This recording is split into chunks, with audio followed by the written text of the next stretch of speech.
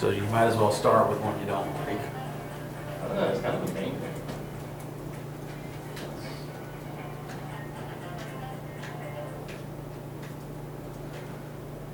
Alright, how you guys doing today? Good. Good. Weather's nice. I'm kind of the inverse because high school physics is what made me become a physicist. I had a really good teacher for me. Your physics class was the first one I ever took. Aw. It was terrible. I'm pretty sure you remember me crying in your office. I don't remember literal tears, but It was pretty close. I think I cried after I left, to be fair. Oh, I'm just looking at it. It's okay, we got through it, and here we are. Back and better than ever. And the stuff that you taught me in that semester, like I ended up using when I took the MCAT. oh yeah. So that was helpful. So you guys, physics is useful. Or so. Not get ahead of ourselves. All sciences draw from physics. And you live in a world where physics happens.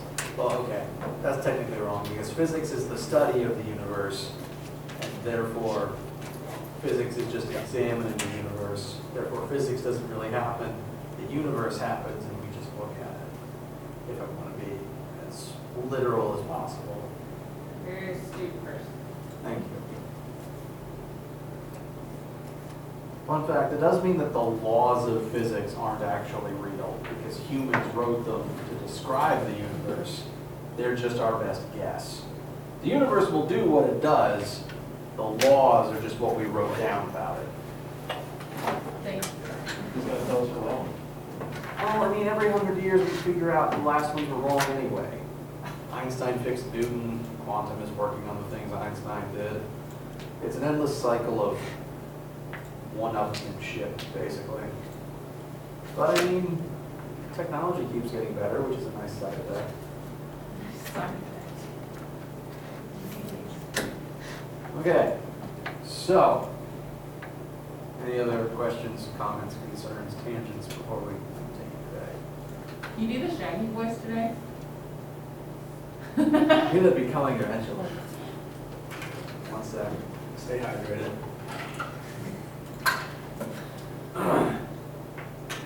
Like, dude, it's actually really nice. I had to actually think about how I do this. I think it's so funny. Spot on. That's really so scary. I kind of combined the three dominant Shaggy actors into my one impression They're that I three different do. And at my church Halloween event, when we have it normally, I tend to be Shaggy, make my car the mystery machine, and just hand out candy in character all night. That's amazing. Trouble is, I don't have a talking Great Dane. Yet. Okay, so last time we left off on temperature conversions. So, surprise, quick math questions. We have 3 temperatures here. Each one can be converted into the other 2 scales. Go ahead and start working on that as a warm-up. That was a pun, wasn't it? To help with that, at the other lecture, I actually wound up deriving a formula to go from Fahrenheit to Kelvin. So feel free to add this to your notes. This is temperature Kelvin is equal to 5/9 times TF, all of that plus 255.22. My handwriting is garbage. I'm going to be apologizing it for as long as you know. You're self-aware man. I try to be. If you're aware of your flaws, even if you can't get rid of them, you can at least make up for them.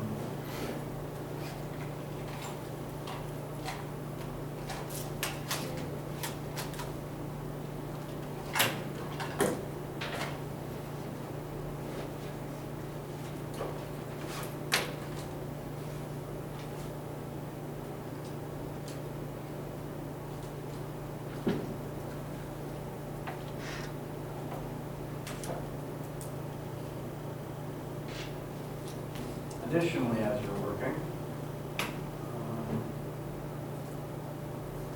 fun fact, Kelvin will never intersect with the other two temperature scales, just because it's so offset from the others.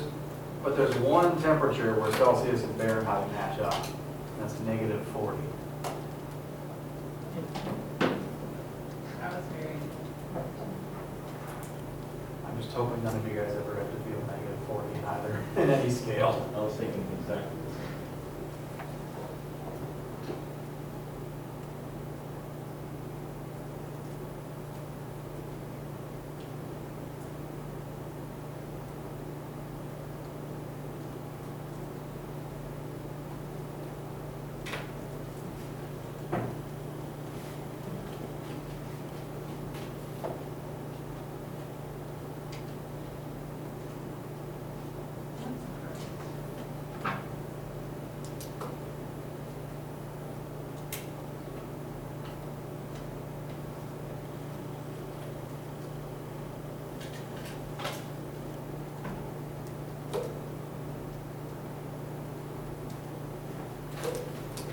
Okay, as you're going along,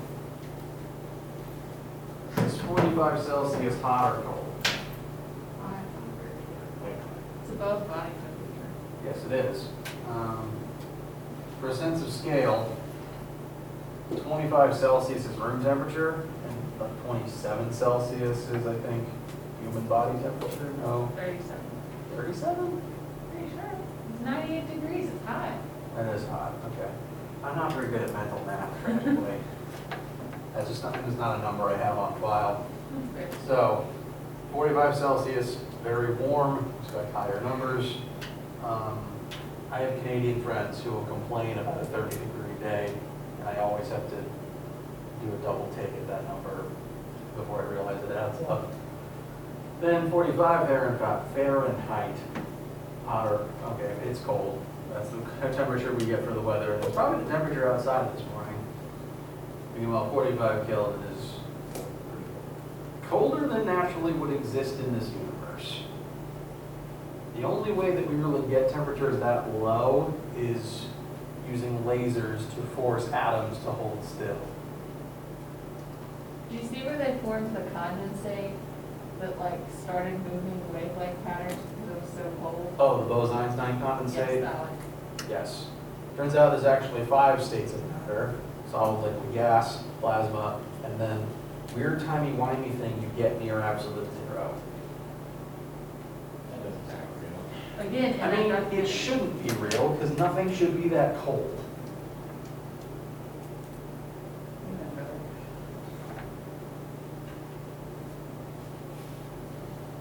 Just so we get these formulas on our test, to use on our test. Yes. And I keep forgetting to upload the form sheet to the right space page. That's on me, I apologize. To check your work real quick, answers are on the screen. Again, unfathomably cold.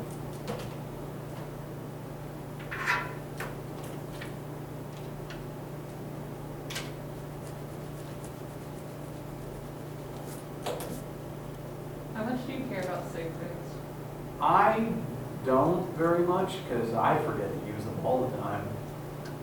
That said, WebAssign does half the time, and so if the machine gives you grief, tell me and I can fix it.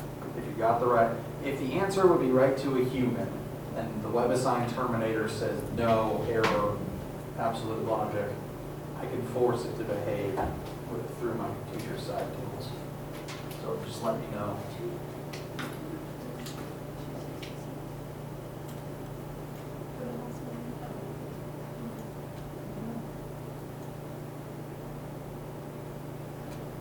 Is there something wrong with my work? How did you get the Fahrenheit for the 45 Kelvin?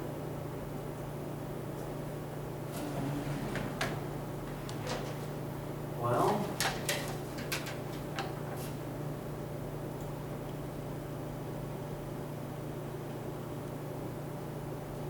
so Kelvin to Celsius is -228. Celsius to Fahrenheit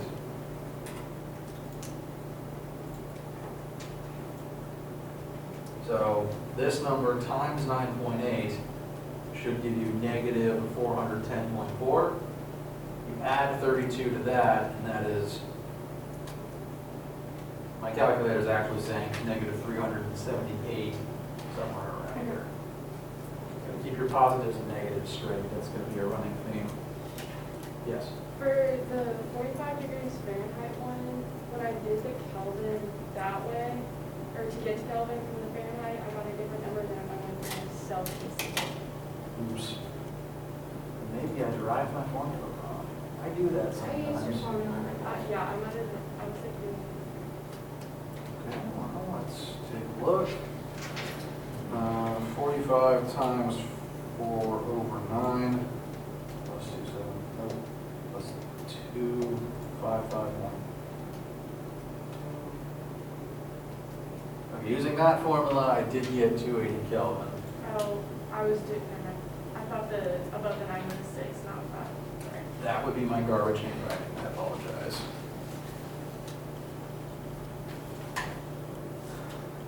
Anything else? Okay. So, the temperature math, just review, sort of getting back into the swing of conversions and formulas. Now it's time for some concept stuff. Now, we mentioned that when objects have thermal energy, the particles that make up those objects are moving around faster, and they're more energetic, they're going to be involved in more collisions within the object. The more thermal energy something has, the higher its temperature is going to be. Temperature is a relative measurement, though. It doesn't tell you energy level, it just tells you the average energy of one particle in that object. But when you heat something up, look, something interesting happens on occasion. No, wait, not even on occasion. Happens all the time. When you add thermal energy to something, its particles are naturally going to speed up, bounce around more. They're going to bounce off of each other more. And as a result, they tend to drift slowly farther apart. It's kind of like,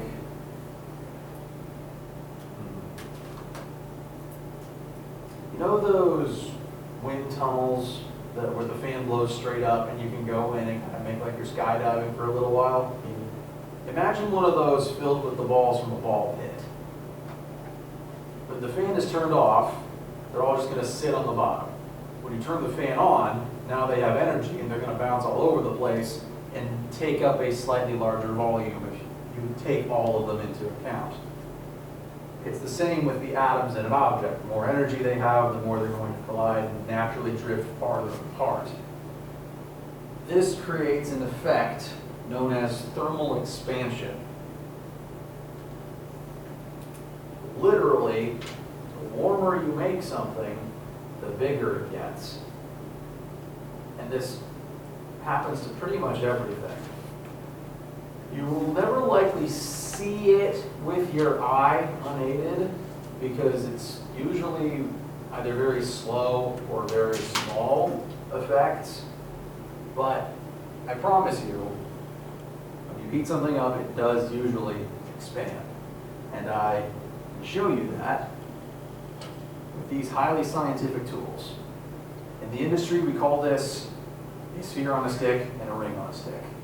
Very advanced stuff we're working with. And this sphere is exactly the right radius to just barely go through the ring. Which means that if it was any bigger, it would get stuck. So, I have some in my hands.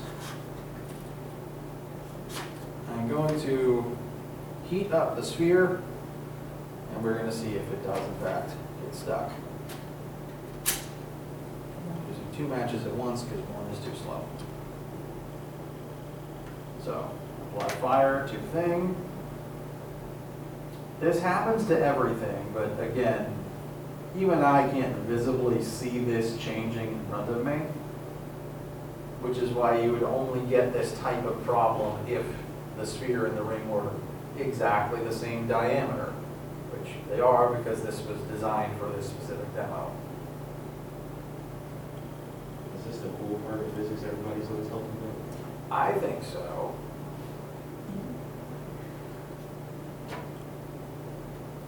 Hoping we get up to some cool stuff. Oh wait, I can't blow them out. I went to blow them out, but just literally the screen stopped. Okay, and stuck. Not for long, so Not for long. Eventually the sphere will cool off and the ring will warm up and it'll slide through again. But to speed that up and just to prove it's not a trick, I'm going to cool it off in this water. Oops. And presto. Some nutrition. I mean, stage magic is just applied science in this direction.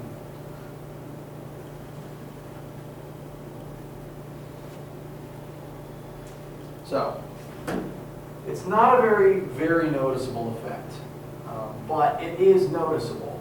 And the place where you've probably seen it the most is in a liquid thermometer. In general, liquids tend to expand more than solids when you heat them, and liquid thermometers are designed around the principle of thermal expansion, because when you touch the thermometer to something, thermal energy will enter the thermometer, and then the liquid inside will expand based on its new temperature.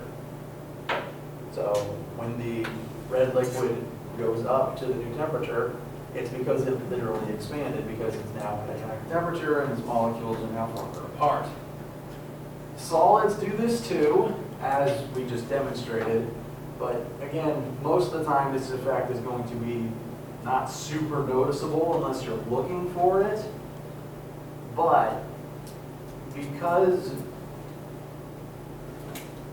it can prove to be disastrous in construction work specifically. Because if you build a bridge in the dead of winter, when it's very cold outside, and you just lay a slab of concrete in the ground that is exactly the length you need in the winter, come summer, when the sun is beating down on it, it gets unfathomably hot because it's concrete, and this is the South, that bridge is going to expand, and if it's just buried in the dirt on either side, it's going to expand into the ground and kind of buckle. Because if it grows and it doesn't have room to grow, it's going to bow up or down, or worst case scenario, crack and fall over. Which is why, whenever you drive over a bridge and you pass over a lot of bridges have like these weird metal bands with like teeth in them, and as you go over it, you hear the ka-kunk, ka-kunk, ka-kunk noise. Those are designed to work around this. Literally, they're gaps in the road that give the concrete room to expand so that it doesn't bow up and break. So that's why those are there. Also, on the hottest day of summer, the Empire State Building is measurably taller than it's supposed to be. Maybe by a foot or two, but still, it is world record holding in the summer. Now, with this, you can see that it has to have grown. When I warm this up, you can tell that it has changed in size only because it doesn't fit through the ring. Again, it's very hard to see with your own eye. There's another example that will be a lot more visibly obvious, and that is using this bimetallic strip. It is made of two different types of metals, it's hard to tell from a distance, A, because the two metals are similarly colored to begin with, and B, because both sides are scorched, because I literally set this thing on fire about once a semester. But each side of this are made of different metals. Let's say one is tin, one is nickel. I'm going to, in a moment, light a match under it, and we'll see what happens. But because the two sides are made of different materials, they're going to end up expanding at different rates. Every material does thermally expand, but some do it faster than others. The This is most obvious with liquids and gases. They expand the most. Darn, that would have been a good demo. If you had, say, a fireproof balloon and you were able to superheat it, you could see it visibly grow. Subsequently, if you leave a soccer ball out overnight and it gets cold and it is flat in the morning, it's because the air inside is no longer occupying as big a volume. So air, water, they expand and contract a lot. Metals less so, but it becomes more obvious when you're comparing a metal that expands a lot to a metal that doesn't expand a lot. So the two sides of this are going to grow at different rates, which is going to cause the strip to bend as one side gets bigger faster than the other.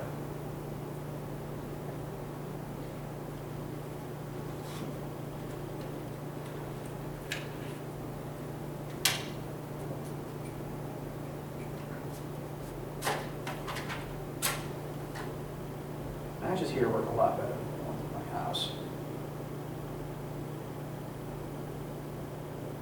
You don't have a lighter that you use in your house? Or just a lighter? It always ends up empty. I forget about it, I leave it outside next to the grill, and it just stops working. That's just a regular light. I mean, physically lighting the stick on fire does something to the fire stick fun part of my brain. Why'd I do it? Why'd I do it? Okay. So very visibly changed shape, and cooling it down puts it back. So this whole thermal expansion thing is when you're not supposed to like overfill your tires, right? Yes, actually you're right. If your tire pressure has ever acted up when the seasons change, it's because of this very thing.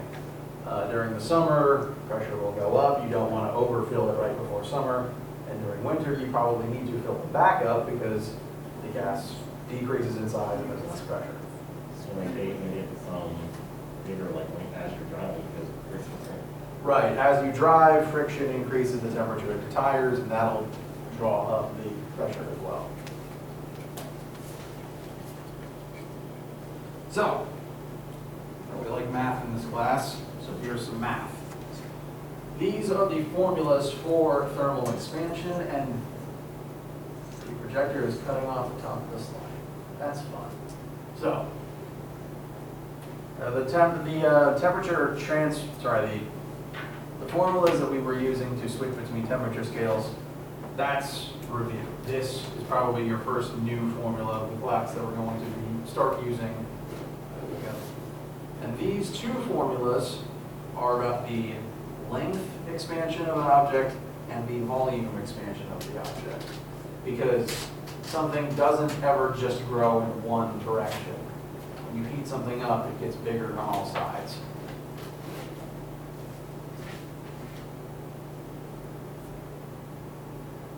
So, I'm actually going to pull this up.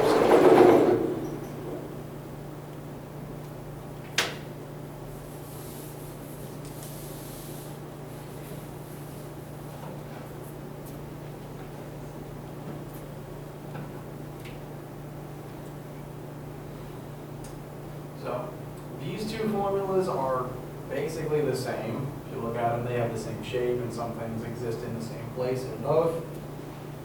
In both of these formulas, we have either delta L or delta V. This is change in length. This is change in volume. So when something heats up, it's going to change in length, and because volume is length in 3 dimensions, it will also increase in volume. The normal L and the normal V are your starting length and volume.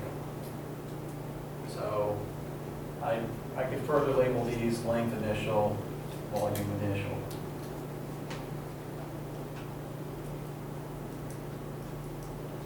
On the other side of the equal sign, we have delta T. This is the change in temperature from initial to whatever your final size is. So if you increase from 25 Celsius to 30 Celsius, your delta T is going to be 5. And then we have these last two mystery terms here, alpha and beta. These are your coefficients of thermal expansion. These depend on the object in question.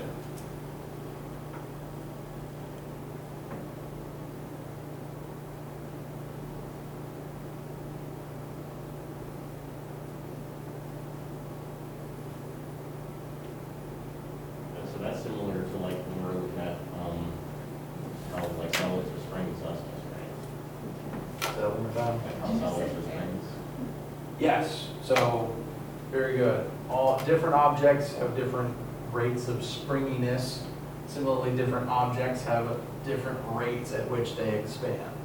So, every different material, like with the two sides of the strip, will expand at different rates, and these coefficients here just summarize what that rate is for that particular object. These, it's like you're gonna, on any problem where you would need this, you'll have access to a table listing what the coefficients are for every material, kind of like how in previous courses you probably had a table of elasticities or friction constants. So you'll never have to memorize them because there's infinitely many of them. I don't know them. You'll have a table available. And sorry, I already said that.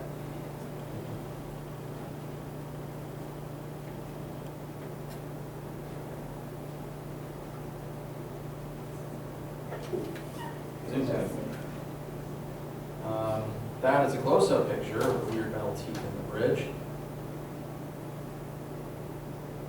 This is the same formula, somewhat rearranged. It's just the del. It's just just took the L and sent it from the sent it to the other side. And this is a sample table of those coefficients. And so if you do refer to the notes that are posted on the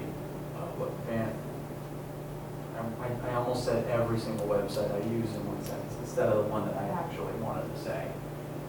These notes are already on the Brightspace page, so the homework should give you this table if you need it, or at least the specific entry that you need. But if for some reason it's not there, you can consult the one in the notes.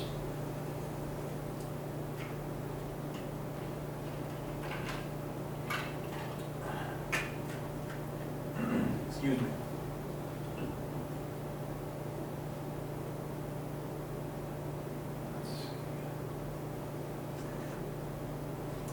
Yes, it is visible here. So, just looking at some of these sample numbers real quick. These are all linear expansion coefficients, and they're all kind of about the same. They're all at about the same scale, some factor 10 to the negative 6. So they're very small numbers. None of these things grow very visibly in any temperature fluctuations you will see normally. But if we look at these volume expansions here, so this is the rate of volume expansion, not length. If we go from the liquids to the gases, I know 3 is a smaller number than 4, but 10 to the negative 3 is bigger than 10 to the negative 4. That means these expansion ratios are bigger than these. Gases expand more than liquids do, or at least faster. Which is, again, why the soccer ball and the tires are an issue. So, you can refer to this table for any of these values that we need. Sometimes you might need the volume expansion constant of one of these things. This table might not say them specifically, but that's because there's an easy shorthand rule for figuring that expansion ratio out. The rate of volume expansion is always 3 times the linear expansion, because volume is just length in 3 dimensions. You're just doing the same increase in all 3 sides.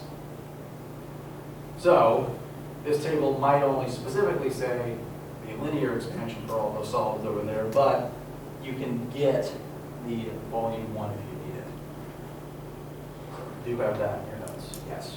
So if we need to plug in a number for alpha, we would use these numbers? Right, sorry. These are alphas. Linear expansion is alpha. And the way I write alpha is kind of like the little Jesus fish. These are volume, and they are beta, which is just a fancy B with a hook.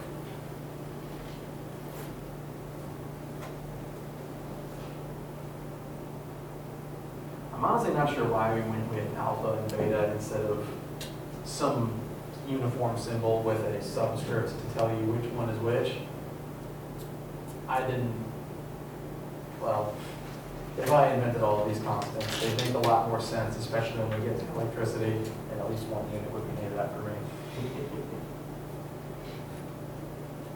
That's when you know you've made it in science, when, like, long after the fact, someone decides to name something after you, and you don't have to do, like, you don't have to submit the paper doing it yourself.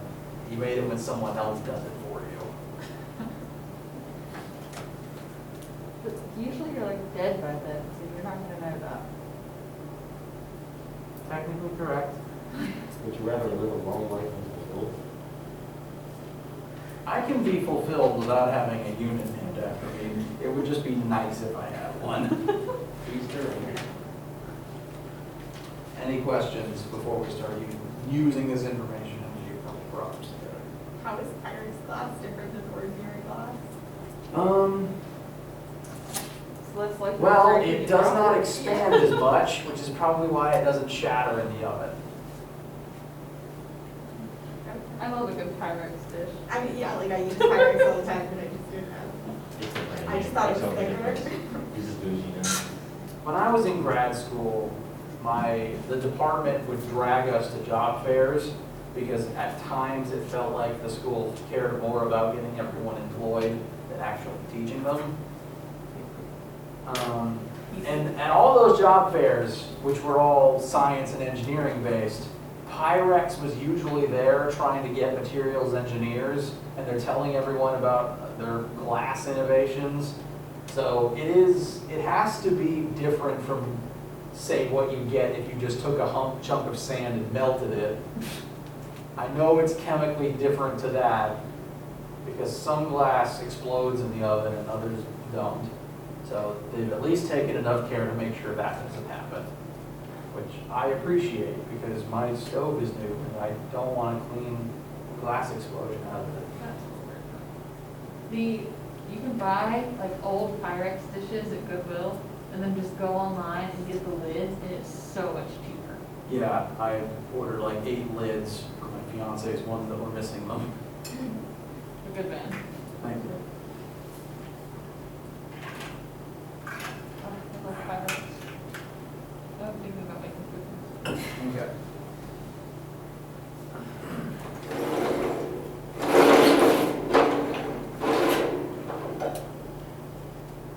So, quick sample. We have an aluminum pipe. When we begin measuring it at 21.1 degrees Celsius, it is presently 18.7 meters long.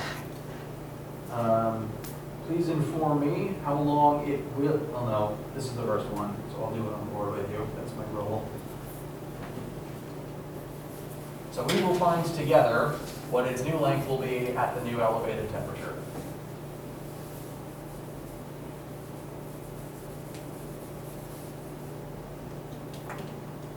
So this is about length, so we're going to use the length version of the formula.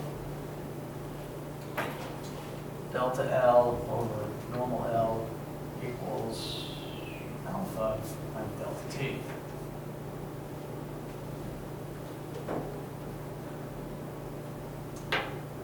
So, general standard procedure for physics questions. You should still go through the same ways that you were taught to work them in the past. You want to figure out what formulas you want to use. You want to list what you know and what you don't know. So we've got temperature initial, 21.1 degrees Celsius. temperature final,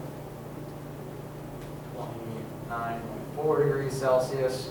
Between these two things, we can find delta T. We also know length initial, which this term is length initial. I'll try to be specific about that. 18.7 meters. And we want length final. And we're supposed to know alpha somewhere in there too, right? Okay, yes. Now, the way that these problems will probably be written, when it tells you what it's made of, that's your invitation to consult the chart. And that's going to be the case for a lot of different parts of this class, where there's going to be lots of different constants based on what the thing is made of. Yes? Does it matter that it said steel tape? It's like steel expands. It Are they trying to be does mean? not. Oh yeah, that's probably in there just to trick you at a quick glance, which is not my intention. I inherited a lot of these notes and I never edited that. That's fine. I mean, still take this up pretty fun, Like a measuring tape? Steel. Yeah, They have metal. steel's not known for being super flexible. I don't know if I want steel tape. So we'll back up just a second to try to grab the coefficient of linear expansion for aluminum. We got that right here.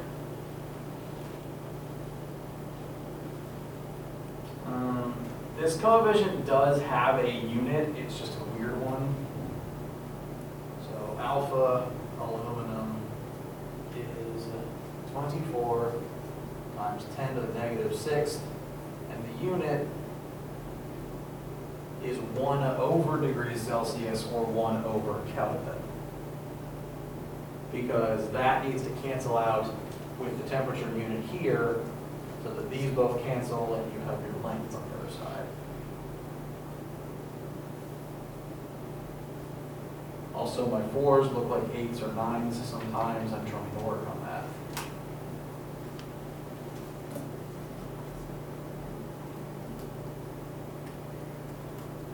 So, do we have everything we need? What? Okay, so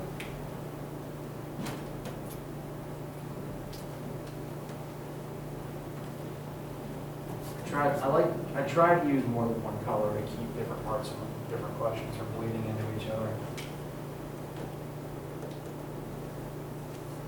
Delta L over length initial is going to be our 18.7.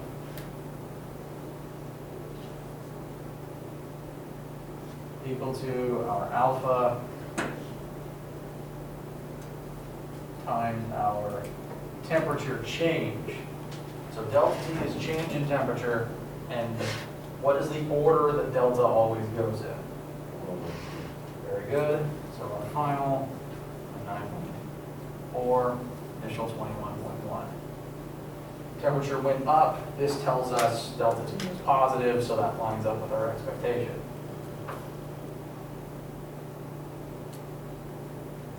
And that gives us everything we need to find delta L.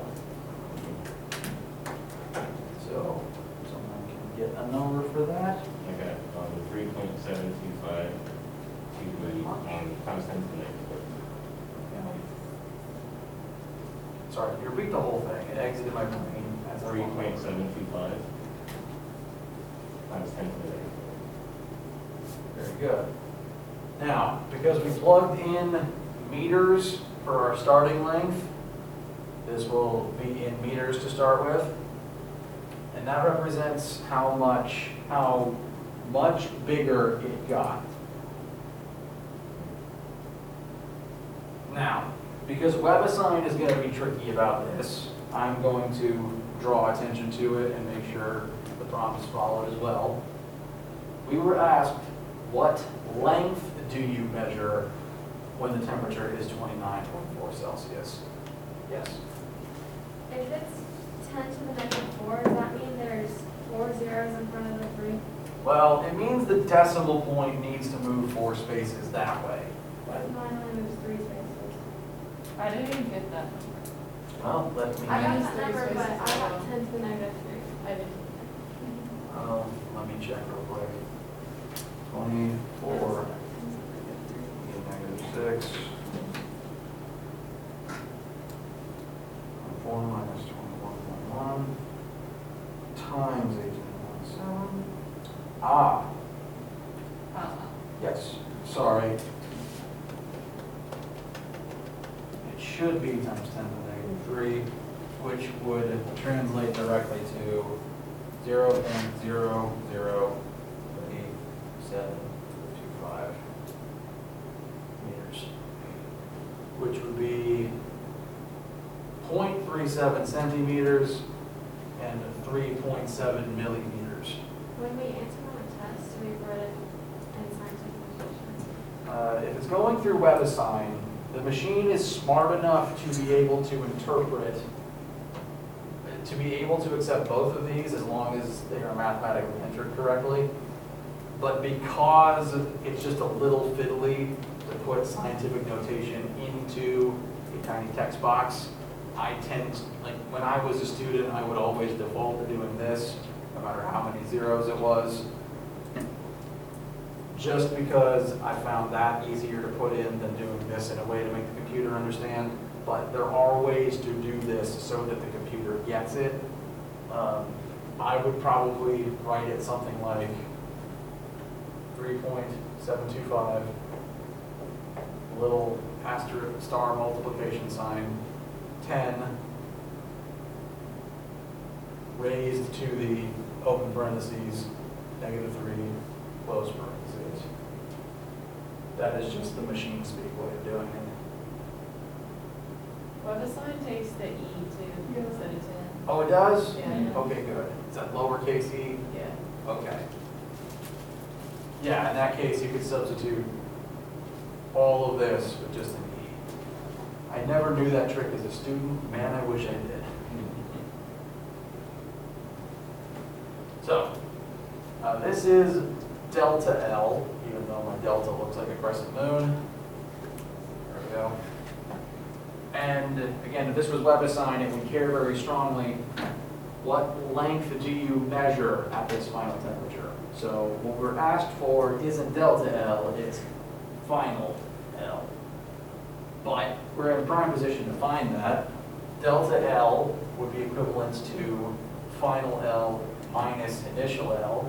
So L final minus our initial will be equal to the number we just solved for. And really we're just going to add 18.7 to the answer we found.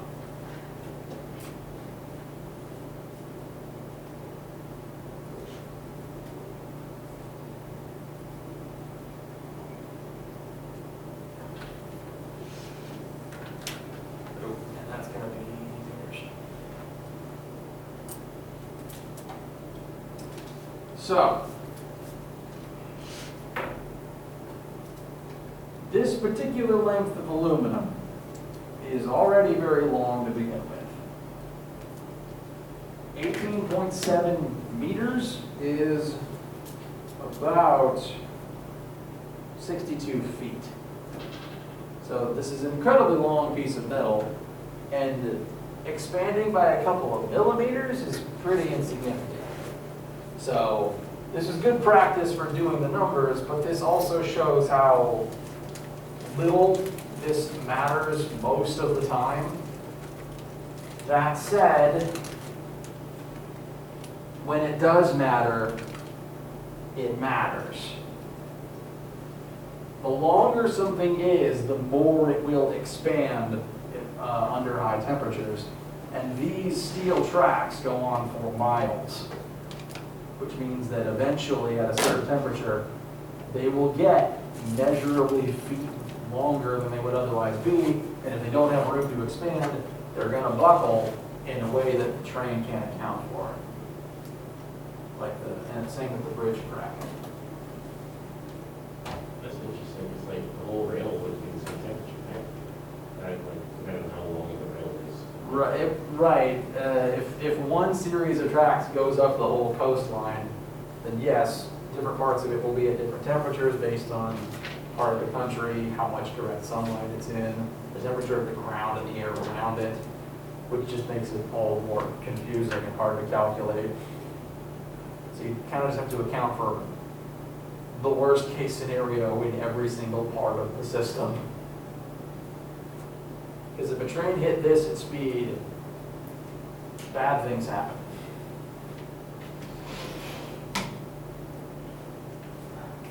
Okay. Questions, concerns? They correct that, right? They could, they'd have to close this section for a while, but they could go in and replace, like, just cut these parts out, replace it with a shorter length. But they'd have to do the math to make sure that when, because this is definitely on a summer day. They'd have to do math to make sure that if they fixed it so that it's straight in the summer, that it doesn't collapse in on itself in the winter. Like what we care about our railways. I don't think it's. I mean, it can clearly be done. Japan proves that, and most of Europe. Like, that math exists. Yeah, you should definitely export that math to Japan, since not only does the entire country run on trains, they're usually only 1 second late at the worst.